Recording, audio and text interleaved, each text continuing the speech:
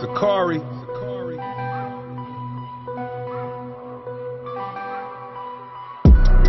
We are the children of the one Yahweh. The chosen. Ye are the chosen of the one Yahweh. And he has given his love to us.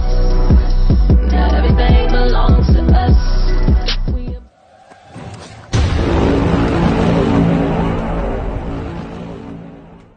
How you doing, miss? You all right? I said, how are you? I'm doing well, thank you. How are you? I'm all right, thank you. What are you guys up to? We are out here teaching our people about the Bible. What's your nationality? I'm Italian. You're Italian? Yes. 100%? Well, Italian and Irish. What's your dad? My dad's 100% Italian. And he's Sicilian. You're Sicilian? Yeah. So that was going to be my next guess if you said Italian. You don't look like a northern Italian. No, not at all. All right. So do you know the history of the people of Sicily? A little bit, yeah. I know more of the history. Really, honestly, it sounds like Rome and other areas than my own. It's just like, I feel like our families kind of forget to pass on our heritage and are so focused on other cultures, you know. That's a very good point because the Romans were the ruling class in Italy for a very long time. Yeah. Still are. Yeah. The Sicilians, a large portion of Sicilians do not actually descend from the Romans, but from the Moors. You familiar with the Moors? Yes. The Moors would be, well, at least in part.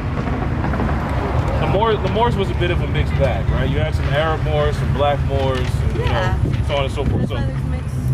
Exactly. Which is why when I looked at you, I didn't just assume you were. Like when you said Italian, that's why I was like 100%. You don't look all European. So there's a very good chance that you descend from the same people that we do, just from a different region, because of people migrating and stuff like that. So what we do is we come out, we teach our people, the Blacks, Hispanics, and Native Americans, who they are according to the Bible. Do you believe in the Bible? Yes, I do. That's great. The whole thing? Yes. Beautiful. 100%. Revelations is taking place right now. That's absolutely correct. It's absolutely rumors of war, plagues, pestilence, famines, all kinds of stuff. And it's just like genocide, you know, people think that it's not really an issue because it's a different country. Well, if you pay attention, it's getting closer and closer to American soil. Absolutely. You know what I mean? So, and history repeats itself. Exactly how, you know, Egypt fell, the Roman Empire fell, how they built up and fell. That's exactly how the United States is building up and starting to fall. Absolutely. Give me perfect. Oh, not Babylon, Sodom and Egypt. Sodom and Egypt. Yeah. Let me show you something, right? Okay.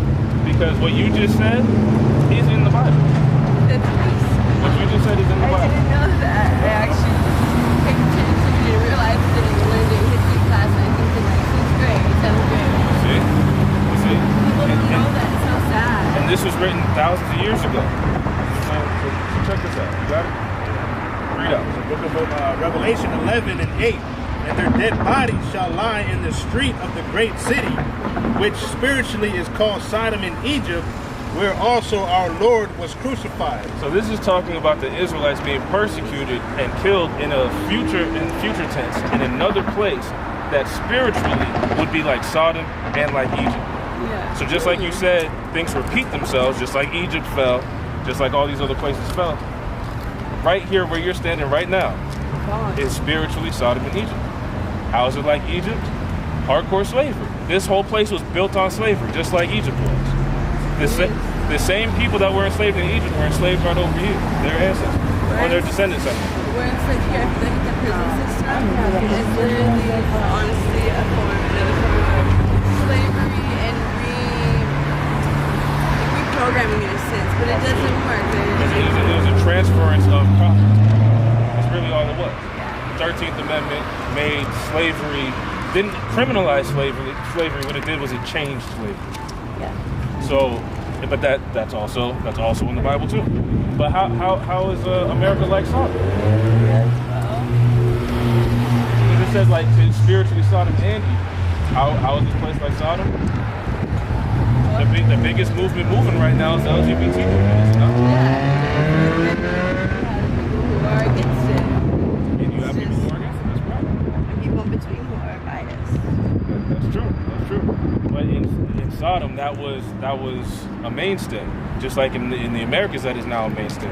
As a matter of fact, America has so much influence and power over the world that other countries that depend on outside help can't get help unless they conform to allowing gays to get married and the like, right?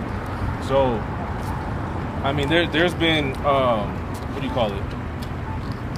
Where they cut off all your aid, basically. There's countries who've had their aid completely cut off because they refuse to allow gays to marry legally. What was it? Yeah, it's federally. I want to say FEMA, but that's wrong. No, not FEMA. Sanctions. Sanctions. That's what I was thinking. You're sanctioned. They put sanctions on these other countries. They're not part of the U.S. They don't have any kind of real deals with the U.S., but they can't get trade. They can't, like, if you have a small country and you have an export, and I have another country, and I have an export, you need what I export, I need what you export. Import, yeah. To export and import. America will say nobody can do business with them because they're not doing what we want them to do. And if you do business with them, we're going to come and take all your stuff. Or we're going to come and take all your country. That's what they do to people that say that they're not with the LGBT. You don't want to agree with what you're going to take your stuff or how about that. Or we'll put you in a position where you can't survive without us. Exactly. This is exactly what they did to Haiti. Me and this brother right here, our foreparents are from Haiti, right? Or the Haitian war, right? And Haiti is the poorest nation on the Western Hemisphere, if not the world. The poorest nation on this side of the world. And it was the top producer. It was the top producer of sugar. Haiti was the top producer of sugar cane in the world while the Haitians were enslaved, and now can't get anything because the French took everything from them. Agree with you guys. Book of Isaiah chapter 42 verse 22. But this is a people robbed and spoiled. This is the people robbed and spoiled. The people that we come out here to talk to, the real Israelites in the Bible, who are most commonly known today as the blacks, Hispanics, and Native Americans. Of course, there's a diaspora outside of the Western Hemisphere. That's why I was asking about your lineage, right? Yeah. Many Sicilians would fall into this category as well. But this is the people robbed and spoiled. We've been robbed and we've been spoiled. We don't have anything anymore. We don't have our homeland. Most of us don't know our original language or keep our customs. They are all of them snared in holes. All of them snared in holes. Read. And they are hid in prison houses. And they are what? They are hid in prison houses. And we're hid in prison houses, just like you brought up when we were just talking about slavery, how the prison system is just an extension of American slavery. These people are hid in prison houses. And who makes up the majority of the prison population? Blacks, Hispanics, Native Americans. Minorities. Well, not just all minorities, because you don't find a lot of East Indians in there. You don't find a lot of Chinese in there. You really don't. I just got a prison in April. Honestly, the majority of the women there right now, at least, are Hispanic and white. I mean, but there is a great deal. There is a decent size of African Americans, but it is mainly Hispanics, natives, and now white people. White people are becoming enslaved, but we're all people. Our skin tone really makes no difference. It shouldn't, but it always will. There always will be a stigma on it because we're taught from a young age. Of course. And when we bring up black people or white people or anything like that, we're only using those terms colloquially. Because nowhere in the Bible does it ever say, these people are called yellow. These people are called, it doesn't work like that. I get called hot yellow all the time. What it is who do you descend from? Who's your father? Who's his father? Your lineage. Now, generally speaking, the people that you read about in the Bible that are called Israelites are people that would today be called blacks, Hispanics, and Native Americans. They weren't called that back then, but today they would be, because today we're so color struck. But we can't afford to be color struck because just because you look a certain way doesn't mean that your dad and his dad isn't my people. Because if I had a baby with a Chinese woman, God forbid, if I had a baby with a Chinese woman, and then let's say it was a boy, right? And that boy had a baby with a Chinese woman, and had a boy, and that boy had a baby with a Chinese woman. Eventually, that baby not gonna look like me. Not at all. It's gonna look like the Chinese side. Diluted. Exactly. generation. But it's still my seed. Yeah. So it's still our people. So we Like, can't just look at somebody and say, oh, you're not my people because you don't look right. Yeah, exactly. It's like a plant. It takes 10 plants to make clone plants to make a mother plant. There you go. And you in the spirit today because there's botanical references in the Bible as well That's about crazy. grafting in. Maybe it's the answer when I come on. You've been having a really hard time lately, but God always blesses us. Hey, you know, He really does. nothing is by accident. You walked by here, you were intrigued as to what was going on here because God moved you over. You know what I'm saying? So, look, we have that flyer right there, has some basic information on it. You see the number at the top in the black square? Yeah.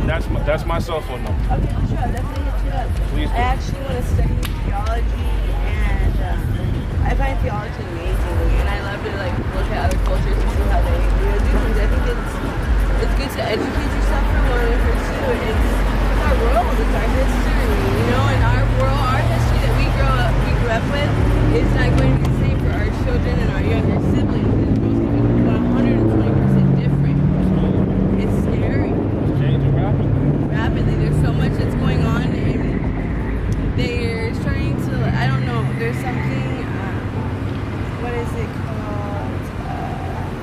There's a video on YouTube. You can watch it and pay for it, but it's pretty long. But it talks about the government and all the technology they're going to start releasing, and people that were threatened if they opened up and talked about things they saw or took into, like Area 51 and stuff like that. It's similar to that. I have to think of the name of it. Once I do, I'll text it to you. You should really check it out. And there's other biblical references and things about people that were like in with the Vatican. There's some buried things in the Vatican, and it's crazy how everything just ties in. And I know it's not a coincidence, and it's not just some crazy radical, conspiracy theorist. This is real. We're living through it. And today people are so blind. Like, they don't see things. Like, if our world calls that, which it will again, we're going to go back to what they used to do. So it'll be trading and bartering. You'll have to live off your land. People are screwed. Well, if you're an Israelite, you're actually going to be in a good position because what happens? Because what happens after this kingdom falls is we're up next. So if you are one of our people, if you are an Israelite, the next kingdom to rise is going to be led by who you know as Jesus Christ. Real name in the Hebrew is Mashiach Yahweh. And you would be in your own kingdom. You know what I'm saying? So that's what we're looking forward to. We want America to fall. We're not going to go do anything to make it happen outside of changing the way we live in our life. Get the word out so other people can do what they need to do. It's not about taking up arms and going storming some Capitol building or anything like that. God's gonna do it. We don't have to do it. Exactly. You know what I'm saying? So, you got something? I'm gonna go grab something to drink. God bless you. I'll be right back after though. Okay? All right, God bless you, Thank sister. so much. Hey, real quick before you go, just know and understand that if you are an Israelite, what's required of you by the Most High God is that not only that you believe in Him, but you obey His every word. That's all the commandments that He gave. That's over 600 commandments, but it's not that bad because you live in America and there's like 5,000 federal laws, right? Yeah, I know. So we can keep 5,000 federal laws, we can keep 600 of God's commandments. You know what I'm saying? So study your Bible, look over that information, keep in touch. I will. I'll text you right now. Okay? All right, for sure. What's your name? Sorry. It's all good. My name's Kirsten. Nice to meet you. Nice to meet you, Kirsten. Thank you guys. Have a good night. You too. Take care. All right, bring it up. 2nd Esdras 6 and 9.